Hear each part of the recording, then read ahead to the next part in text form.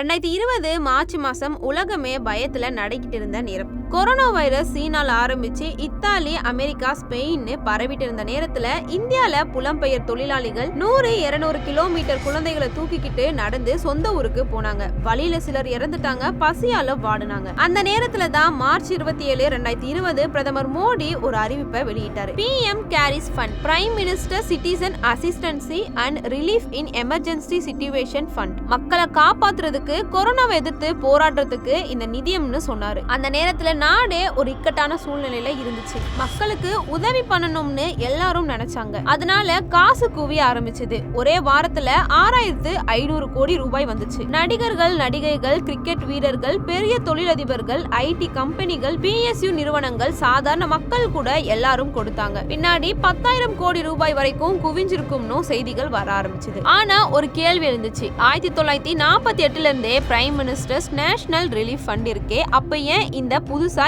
MC கேரிஸ்னு? இடதுசாரிகள், காங்கிரஸ், எதிர்க்கட்சிகள் கேள்வி எழுப்பினாங்க. ஆனா யாருக்குமே பதில் சொல்லல. கொரோனால பாதிக்கப்பட்ட புலம்பெயர் தொழிலாளிகளுக்கு இந்த பணம் செலவழிக்கப்படும்னு எதிர்பார்த்தாங்க மக்கள். ஆனா அது நடக்கல. தொடர்ந்து PM கேரிஸ் பத்தின கேள்விகள் தொடர்ந்துட்டே போச்சு. இந்த நிதியம் எப்படி நிர்வகிக்கப்பட்டது, எவ்வளவு காசு வந்துச்சு, யார் யாரு எவ்வளவு கொடுத்தாங்க, எங்க செலவழிக்கப்பட்டுச்சு அப்படின்னு நாடாளுமன்றத்துல கேள்வி எழுப்பினாங்க. மோடி அரசு பதில் சொல்லல, சாக்குபோக்கு சொல்லிட்டு இருந்தாங்க. இப்ப 2020 ஜனவரி 30 பிரதமர் அலுவலகம் மக்களவை செயலகத்துக்கு ஒரு கடிதம் அனுப்பிச்சு. அதுல என்ன சொல்லிருக்காங்கன்னா, PM கேரிஸ் ஃபண்ட் பத்தி நாடாளுமன்றத்துல கேள்வி கேட்க கூடாதுன்னு, ஏன்னா விதி 41(2)(8 படி இது இந்திய அரசாங்கத்தோட கவலையான விஷயம் இல்லன்னு, விதி 41(2)(17 படி இது அரசாங்கத்தோட பொறுப்புல இல்லாத அமைப்புன்னு சொல்லிருக்காங்க. கேட்டீங்களா? பிரதமர் மோடி அவங்க பேர்ல தொடங்கின நிதியம், ஆனா இது இந்திய அரசாங்கத்தோட பொறுப்பு இல்லையா. மக்கள் கொடுத்த 10,000 கோடி ரூபாய், ஆனா அதுக்கு அக்கௌண்டபிலிட்டி இல்லையா. நாடாளுமன்றத்துல கேள்வி கேட்க கூடாதான். இதுதான் மோடி அரசோட டிரான்ஸ்பரன்சியா.